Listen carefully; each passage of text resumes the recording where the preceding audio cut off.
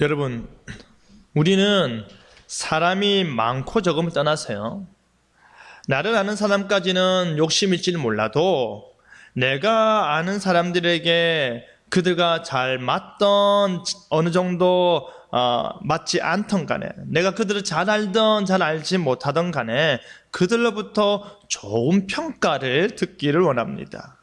내가 상대방을 생각하고 판단하는 것보다는 언제나 좀 더 후한 점수를 받고자 하는 것이 우리네 마음입니다. 혹시 이런 글귀 읽어보신 적 있으신가요? 나도 누군가에게 소중한 만남이고 싶다. 정말로 그러합니다. 우리는 누군가에게 그 사람에게 있어서 소중한 만남이고 싶습니다.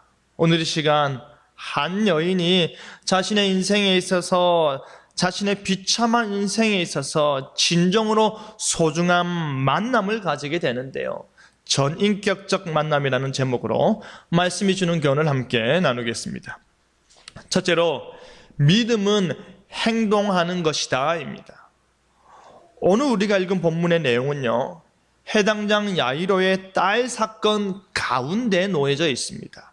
그게 무슨 말이냐면, 해당장 야이로가 자신의 딸이 갑자기 아프기 시작하자 다급한 심정으로 예수님께 나와 예수님이 찾아와서요, 그 발 앞에 엎드려 매달리며 말하기를, 내 어린 딸이 죽게 되었사오니 오셔서 그의 위에 손을 얹으사 그로 구원을 받게 살게 하여 주시옵소서라고 하였습니다. 그래서 딸을 위한 야이로의 간청에 예수님께서는 야이로의 집으로 발걸음을 옮기셨는데요, 큰 무리가 뒤따를 때 오늘 본문에 나타난 사건이 벌어지게 됩니다. 예수님께서 야이로의 딸에게 향하던 중에 벌어진 일인 것이지요. 예수님께서 그 큰 무리들과 함께 길을 가실 때 그들 가운데 누가 있습니까? 누가 있었습니까? 12해를 혈류증으로 괴로워하던 한 여인이 있었습니다. 여러분, 혈류증은 아시다시피 하혈하는 증상을 말하는데요, 여자가 피를 계속해서 흘리는 것입니다. 하루, 이틀도 아니고요, 정작 12년 동안, 12년이라는 그 긴 세월 동안 하혈을 했으니 얼마나 힘들었겠습니까? 얼마나 불편했겠습니까? 그 말할 수 없는 고통은 어느 누구도 이해하지 못할 것입니다. 우리가 사는 지금 이 세상에서도 하혈을 계속한다면 이 얼마나 괴로운 인생이겠습니까? 하지만요, 이스라엘에서는 이 문제는 보다 심각하게 다뤄지는데요, 왠 줄 아십니까? 이스라엘의 율법에 따르면 피를 흘린다라는 것은 부정한 것이기 때문입니다. 정결치 못하다는 의미로 치료를 받아야 한다는 의미도 있지만, 일반적인 사람들과 구별되어져야 하는, 일반 사람들과는 접촉 자체가 금지되어야 하는 의미도 있는 것입니다. 그러니 12년 동안 그랬다라는 것은 이 여인은 종교적으로 늘상 부정한 사람으로 취급받았다라는 것입니다. 여러분, 그뿐 아니라 하혈을 한다는 것은요, 보통 불편한 것이 아닙니다. 여러분, 우리는 어떻습니까? 코피만 나도 휴지로 막아라, 고개를 들어라, 들면 안 된다, 흘려라, 옆에서 말들이 많습니다. 뭐 했노? 무슨 생각을 했길래 코피가 나노? 하면서 코피를 닦는 동안에, 그 멈추는 동안에 갖가지 이야기와 잔소리를 듣게 되죠. 별의별 이야기를 다 듣게 됩니다. 그보다도 정작 코피가 난 사람은 어떻습니까? 짧은 순간이겠지만 당황함과 더불어서 옷에 떨어진 핏방울을 어떻게 처리해야 하나 걱정을 하는 것이죠. 단 하루 이틀이라도 피가 멈추지 않는다면요, 우리의 모든 삶이 정지되어 버릴 터인데, 하물며 12년이라는 시간 동안, 12년이라고 한다면 얼마나 그 삶이 심각하고 고단했겠습니까? 여러분, 12년이라는 숫자가 알려주는 것은 이 여인이 그 오랜 기간 동안 육체적 고통뿐 아니라 정신적 고통이 어마어마했을 것을 말하는 것입니다. 12년이라는 숫자가 알려주는 것은 이 여인이 그 오랜 기간 동안 육체적 감옥뿐 아니라 사회적 감옥에 갇히고 정신적 감옥에 갇혀 지내야 했다라는 것을 알려줍니다.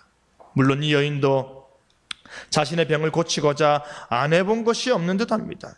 26절을 보면 많은 의사를 찾아가서 그들이 행하는 모든 치료 행위들을 다 감당했다 합니다. 나을 수만 있다면 하는 마음으로 최선을 다하는 것이지. 그녀는 만나는 의사마다 자신의 지금의 상태가 어떠한지를 계속 반복해서 이야기했을 것이고, 그녀는 만나는 의사마다 조금씩 다른 의술 행위, 치료 행위를 그대로 받아들여야 했을 것입니다. 낫고 싶으니까요. 여러분, 가족 중 한 사람만 아파도 그 한 사람으로 인해 모든 가족이 힘겹고 고단한 삶을 살게 되지 않습니까? 저희 아버지도 59세에 뇌출혈로 쓰러지셨는데요.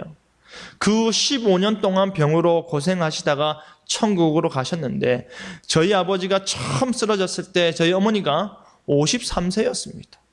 지금으로 따지면요, 자식들 다 크고 친구들이랑 가족들이랑 여기저기 놀러 다닐 때이지요. 이제 자식들 다 컸으니까 내 삶 한번 살아보자 할 때입니다. 그런데 저희 아버지가 아프시니 저희 어머니는 꼼짝 마라 된 거지요. 이제 저희 아버지로 인하여서 모든 삶의 반경이 축소되어 버린 것입니다. 그뿐 아니라 자식들 공부에 결혼까지 다 홀로 감당하셨습니다. 아버지의 벌이가 많고 적음을 떠나서 같이 감당하던 것을 홀로 감당한다라는 것 자체가 엄청난 부담인 것이지요. 그래서 저희 어머니는요, 교회로부터 효부상, 남편을 잘 돌본다라는 상을 독차지하셨는데요, 교회가 그 고생을 인정한다라는 것입니다. 여러분, 우리는 결코 혼자 사는 것이 아닙니다. 그렇기 때문에 자신의 건강은 늘 우리는 챙겨야 합니다. 내가 아프면 나만 아픈 것이 아니라 나로 인해서 온 가족이 함께 아프기 때문입니다. 내가 아프면 나를 위해서 다른 가족들이 희생을 해야 하고 자신의 삶을 포기해야 하는 부분들이 늘어나기 때문입니다. 제가 우리 주남교회 모든 성도들의 건강, 특별히 건강을 위해서 늘 잊지 않고 기도하는 이유가 바로 거기에 있는 것입니다. 여러분, 이 여인도 다르지 않았을 것입니다. 온 가족이 함께 아파했을 것입니다. 그런데 여러분, 이 여인은 부유했을까요? 가난했을까요? 그나마 부유했습니다. 왜냐하면 우리의 과거도 마찬가지지만 당시의 시대적 상황으로 보면요, 부자가 아니고서는 의사에게 치료 행위를 받을 수가 없었기 때문입니다. 12년이라는 시간 동안, 그 긴 세월 동안 이 의사, 저 의사, 용하다는 그 의사들 다 만난 것으로 볼 때에 기본적으로 이 여인은 부유한 집안이었던 것을 알 수가 있습니다. 하지만 이 여인은 모든 재산을 다 탕진하면서까지 자신의 질병을 치료하고자 했는데요, 오히려 어떻게 되었다고 합니까? 아무 효험도 보지 못하고 오히려 병만 더 중화해졌다고 합니다. 병만 더 키운 것이죠. 누가는 아무에게도 고침을 받지 못했다라고 말을 하면서 당시 의술의 한계를 이야기할 뿐 아니라 그녀의 병이 어떻다라는 것입니까? 고칠 수 없는 병이다라는 것을 넌지시 말하고 있습니다. 그렇다면 여러분, 이제 이 여인에게 남겨진 것은 무엇일까요? 재산도 없고 건강도 잃고 병으로 친구도 잃고 이 여인에게 남아있는 것은 무엇이겠습니까? 절망감이죠. 허탈감이죠. 외로움이죠. 아마도 인간으로서는 최악의 상황에 놓여 있다라고 볼 수 있지 않을까요? 가장 밑바닥까지 내동댕이 쳐진 상태인 것입니다. 가장 구석으로 내몰린 상태인 것이죠. 바로 그때 이 여인에게 한 줄기 빛이 비춰지기 시작했는데요, 그것은 바로 예수님의 소문을 듣게 된 것입니다. 여러분, 이게 왜 중요한지 아십니까? 이 여인이 예수님의 소문을 들은 것이 왜 중요한지 아십니까?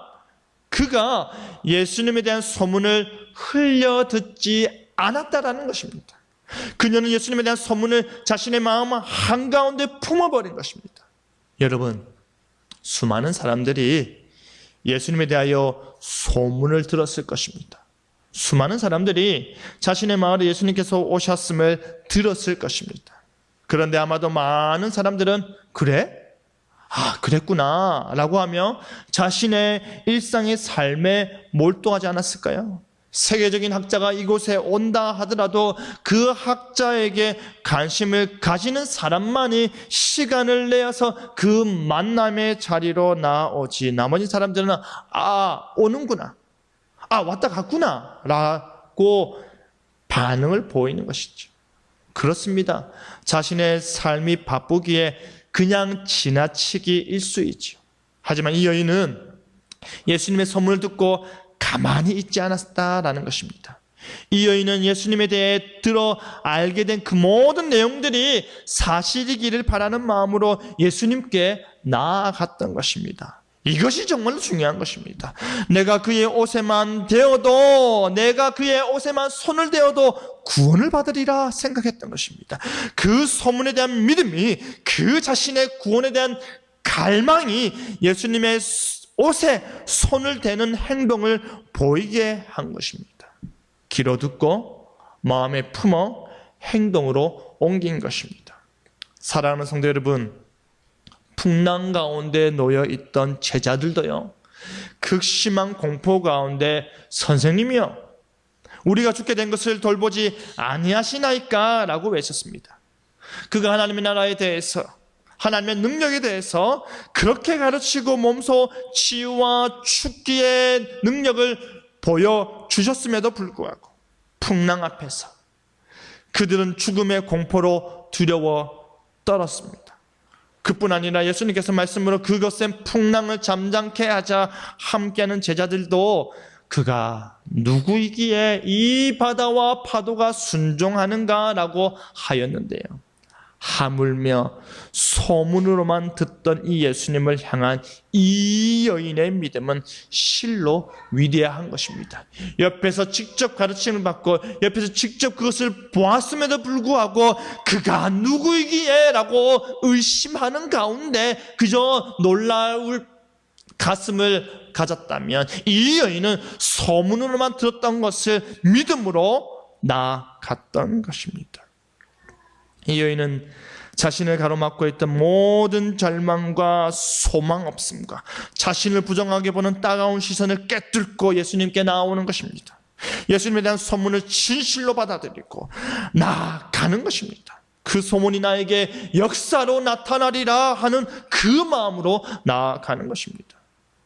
사랑하는 성도 여러분, 우리도 하나님에 대해, 그의 사랑과 그의 은혜에 대해, 그의 능력에 대해 수없이 듣고 또 듣고 있습니다. 우리는 우리에게 들리는 그 말씀을 듣고 어떻게 반응하고 있습니까? 듣고 행하시길 바랍니다. 하나님께 나아가시길 바랍니다. 여러분이 있는 그곳에서, 여러분이 사는 그 자리에서 하나님께 나아가시길 바랍니다. 그 말씀이 내게도 동일하게 나타나기를 바라는 마음으로 하나님께 나아가시길 바랍니다. 설령 여러분이 이 12년 동안 혈루증 걸린 이 여인보다 나은 상황이라 할지라도 우리는 하나님의 말씀 앞에서 겸손히 그에게로 나아가는 삶을 살아야 할 것입니다. 설령 여러분께서 여전히 얼마의 여유가 있는 상황이라 하더라도 우리는 우리를 감싸고 있는 모든 장벽들을 다 깨뚫고 주님께 나아가야 하는 것입니다. 믿음은 행동하는 것이기 때문입니다. 둘째로, 믿음은 역사를 일으킨다입니다. 이 여인의 믿음이 무엇이었습니까? 예수님의 옷에만 손을 대어도 자신이 구원을 받으리라 하였습니다. 여기서 말하는 구원은 무엇입니까? 병에서 나음을 받는 것이죠. 자신이 예수님의 옷에 손만 대어도 12년 동안 고생하였던 이 병이 나을 것이다 라는 그 마음으로 나아가는 것입니다. 아마 그가 지금까지 수년 동안 이 의사 저 의사 용하다고 소문난 모든 의사를 찾아갔을 때의 마음과 그리 다르지 않을 수도 있습니다. 하지만 그녀는 그렇게 해서라도, 정말 그렇게 해서라도 자신의 병에서 빨리 낫고자 했기에 우리는 이 여인의 치유받고자 하는 그 간절한 마음을 볼 수가 있는 것입니다. 그녀는 무리 가운데 끼어서 뒤로 와서 예수님의 옷에 손을 대었습니다. 해당장 야이로는 자신의 딸을 위해서 예수님 발 앞에 엎드려 간청하였다면 이 여인은 그렇게 할 용기조차 없었던 것입니다. 왜냐하면 이 여인은 그 사회에서 부정한 자이기 때문입니다. 사람들과 그 어떠한 접촉을 했어도 안 되는 자이기 때문입니다. 그러한 상황 가운데 이 여인이 용기를 낸 것입니다. 우리가 볼 때는 어떻습니까? 믿으려면 화끈하게 믿고 부르짖으라면 확실하게 부르짖어라 라고 말할 수도 있겠지만 이 여인에게는 자신을 숨긴 채 무리 가운데 끼어들어간 것 자체가 최고의 용기일 것입니다. 그러한 상황 가운데 이 여인과 조금이라도 접촉을 한 사람들은 유대법에 따라 부정케 되기 때문인 것이고, 그뿐 아니라 그녀는 뒤에서 몰래 예수님의 옷에 손을 대었습니다. 그러면 예수님께서도 유대법에 따라서 유대인의 관점에서는 부정케 된 것이죠. 하지만 우리 예수님께서는 모든 율법을 초월하여 완전케 하시는 분이시기에 그와 관련이 없을 뿐인 것입니다. 그녀는 소문으로 듣던 이 예수님께서 자신의 병을 낫게 하셔서 지난 모든 삶의 고뇌를 한순간에 날려버리길 그 바라는 마음으로 생각하며 나아갔습니다. 바라고 또 바라며 사람들을 비집고 들어갔을 것입니다. 그리고 예수님의 걸음걸이에 맞춰서 뒷모습에 다가가 손을 뻗어 예수님의 옷자락을 만질 기회를 엿봤을 것입니다. 그리고 드디어 그녀의 손이 예수님의 옷자락을 만졌습니다. 구원을 받으리라는 그녀의 믿음이 그렇게 한 것입니다. 그런데 여러분, 우리는 그녀의 간절한 만큼은 의심할 여지 없이 알 수 있는데요. 그녀가 예수님의 옷자락을 만졌을 때 어떠한 일이 일어났습니까? 병이 나은 줄을 몸이 깨달았다 합니다.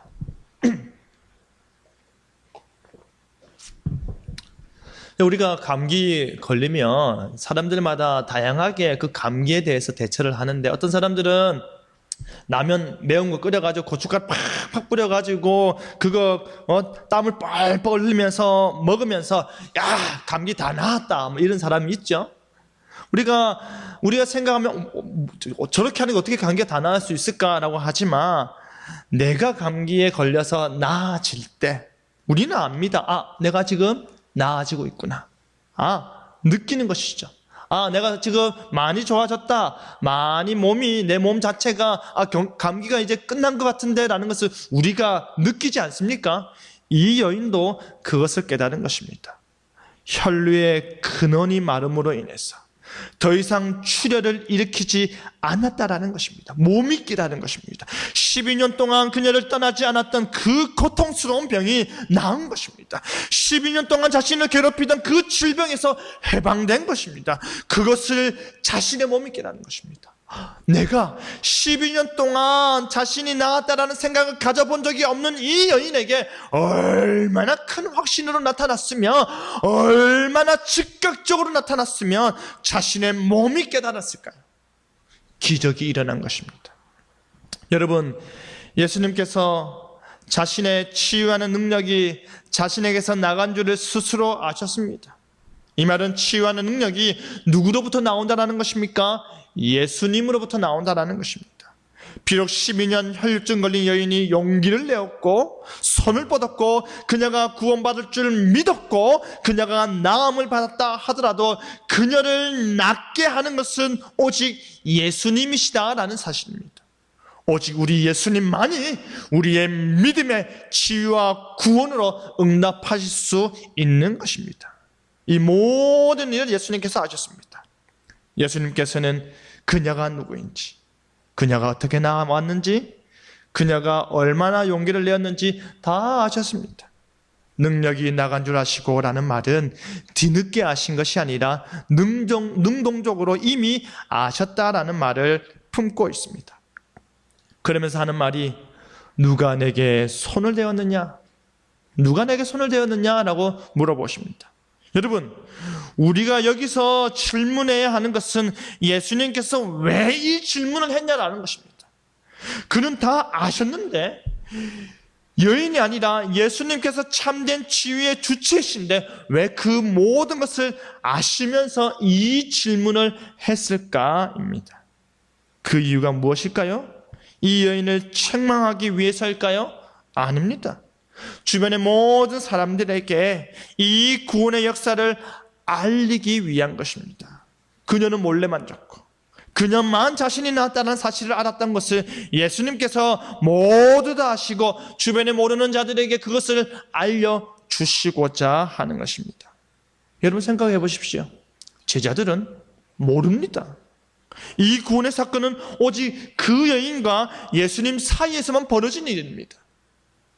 그렇게 큰 무리들 가운데 둘러싸여 있는 가운데서도 오직 이 두 사람 사이에서만 일어나는 구원의 역사이니 함께 있는 그 큰 무리들은 이 구원의 역사, 이 기적의 역사를 알지 못하는 것입니다.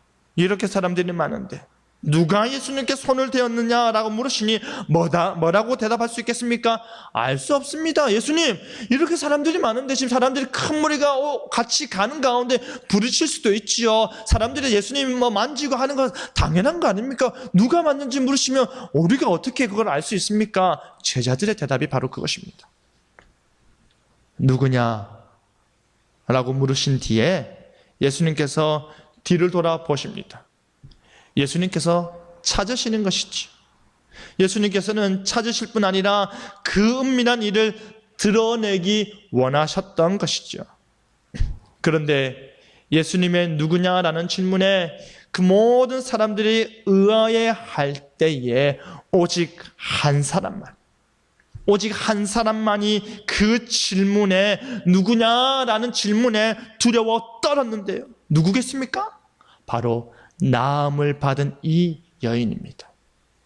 그렇다면 왜 이 여인은 예수님의 누구냐라는 질문과 그의 돌아보심에 두려워 떨었어야만 했을까요? 그녀가 혈류증 걸렸던 여인이기 때문입니다. 그 당시 사회로부터 부정한 자로 취급받은 자이기 때문입니다. 종교적으로 부정한 자이고 그 사회의 원칙을 어긴 자요, 예수님의 옷자락을 만진 불경건한 자이기 때문입니다. 그렇기 때문에 자신의 예와 같은 모든 것이 드러날 것에 대한 두려움이 있었을 것입니다. 하지만 보다 근본적으로 그가 소문으로 듣던 이 예수님이 진실로 자신을 치유하시고 자신을 구원하신 예수님이심에 두려움으로 나타난 것입니다. 그뿐이 아닙니다. 이 여인은 그 예수님의 질문과 돌아보심에 압도당한 것입니다. 그리하여서 예수님이 찾으시는 그 사람이 바로 자기임을 고백할 수밖에 없는 것입니다. 그 큰 무리가 주는 압박과 두려움보다 예수님 한 분이 주는 압박과 두려움이 더 컸던 것입니다. 그 큰 무리에게 알려질 자신의 부정함과 불경건함보다 예수님 한 분의 요구 앞에 대답하지 않는 것이 더 큰 죄로 다가왔던 것입니다. 왜냐하면 그녀는 자기에게 일어난 일을 알기 때문입니다. 다른 사람들은 몰라도 그녀는 알기 때문입니다. 그래서 그녀는 두려워 떨었던 것입니다. 그래서 그녀는 예수님 앞으로 나와 엎드렸던 것입니다. 자신이 낫고자 하기 위해 엎드린 것이 아닙니다. 자신이 낫고 싶어서 엎드린 것이 아닙니다. 자신이 이미 나았기 때문입니다. 자신이 요구하는 바가 여전히 있어서가 아닙니다. 자신이 나았기 때문에 엎드리는 것입니다. 그리고 자신에게 일어난 그 모든 일들을 소상히 예수님께 아뢰었습니다. 바로 그때 예수님께서 하신 대답이 바로 34절에 딸아, 내 믿음이 너를 구원하였으니 평안히 가라. 내 병에서 너여 건강할지어다 하였습니다. 자신을 존중하고 자신을 따르는 그 큰 무리 앞에서 이 여인에게 공개적인 구원을 선포하시는 것입니다. 이 여인에게 그 모든 행위들을 정당화시켜 주시는 것입니다. 여러분, 지금 예수님께서 딸아라고 부르시는 것은요, 그렇게 사랑하는 마음을 담아서 그가 표현할 수 있는 친밀감을 담아 말한 것은요, 사복음서 가운데 이 본문이 유일합니다. 딸아, 너무나도 큰 사랑을 담아서 그 여인을 부르시는 것입니다. 너의 믿음이 너를 구원하였다. 너가 내 옷을 만져서 구원을 받은 것이 아니라 내게 있는 무언가를 통해서 너가 나음받은 것이 아니라 나를 향한 너의 믿음으로 구원을 받은 것이다 라고 말씀하시는 것입니다.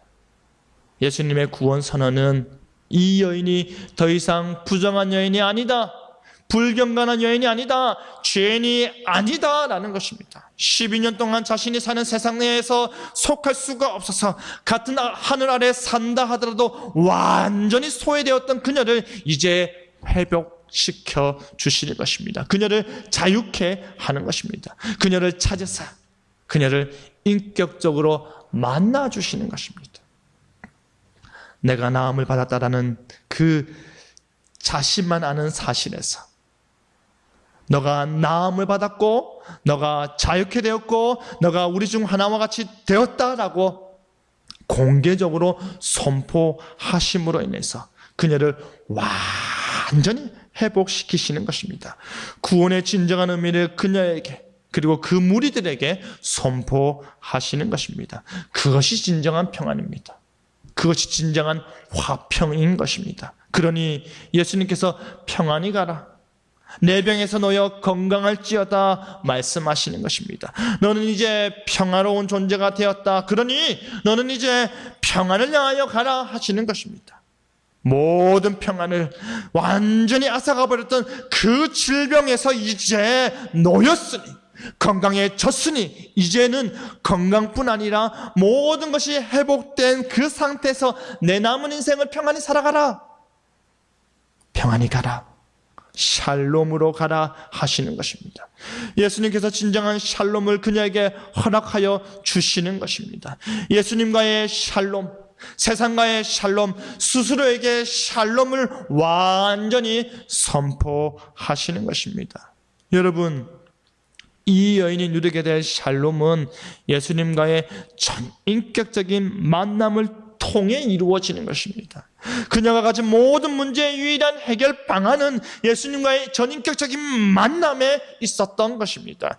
예수님께서 그녀의 심령을 살피시고 그녀의 믿음을 살피시고 그녀의 고통을 감싸 안으사 그 숨겨진 믿음을 통해서 기적의 은혜를 베푸신 것입니다. 믿음은 역사를 일으키는 것입니다. 믿음은 우리 삶에 기적을 일으킬 뿐 아니라 우리의 기적적인 삶을 깨달아 알며 살게 하는 것입니다. 그 역사하는 믿음이 여러분에게 있기를 바랍니다. 그래야 예수님과의 전인격적인 만남을 통한 진정한 샬롬을 가득히 누리기를 바랍니다. 말씀을 맺겠습니다. 사랑하는 성도 여러분, 믿음은 행하는 것이고 믿음은 역사하는 것입니다. 하지만 그 역사하는 믿음을 행한다라는 것은 우리가 하나님을 전인격적으로 만나야 가능한 것입니다. 하나님 만나는 일에 힘쓰시길 바랍니다. 하나님께서 우리를 부르실 때에 하나님께 나아가시길 바랍니다. 하나님께 손을 뻗으시길 바랍니다. 나는 안 돼. 나는 못해. 그건 불가능한 일이야. 그와 같은 모든 장애물들을 다 뒤로 하고 담대히 우리 주님만 보고 나아가시길 바랍니다. 그가 우리에게 은혜 베푸실 것입니다. 그가 우리에게 샬롬을 선포해 주실 것입니다. 그러할 때 우리는 그 샬롬 안에서 살기만 하면 되는 것입니다.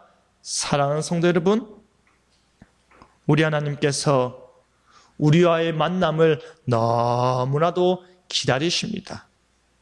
딸아 라고 부르실 때에, 아들아 라고 부르실 때에, 만날만 할 때 그를 찾으시고 그가 부르실 때에 그에게 나아가시길 바랍니다. 그리하여서 전인격적인 만남으로 인해서 우리의 삶이 완전히 바뀌고 우리의 미래가 완전히 변화되고 우리의 모든 순간이 참된 샬롬을 누리는 저와 여러분 되기를 간절히 바랍니다. 아멘.